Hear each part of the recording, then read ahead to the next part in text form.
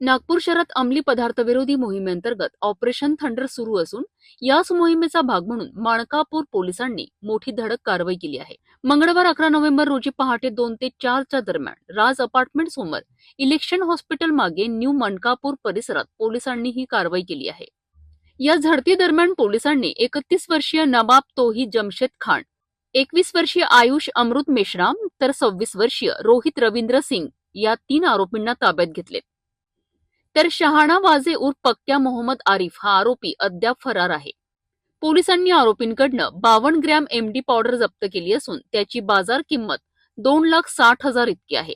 त्याचबरोबर 3 mobile phone, Mahindra Scorpio car आणि एक ऍक्टिव्हा मोपेड मिळून एकूण 16,25,000 रुपयांचा किमतीचा मुद्देमाल हस्तगत करण्यात आला आहे। या प्रकरणी माणकापूर पोलीस ठाण्यात एनडीपीएस कलम 8, 22 आणि 29 अंतर्गत गुन्हा दाखल करण्यात आला असून पुढील तपास सुरू आहे।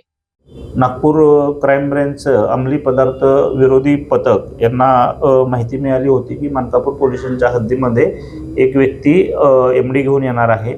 त्यानुसार पूर्ण एनडीपीएसची टीम त्या ठिकाणी जाऊन त्या ठिकाणी छापा घातला असता गोपनीय माहितीमध्ये सत्यता आढळून आलेला आहे। त्या ठिकाणी एकूण 3 आरोपी मिळून आलेले आहेत।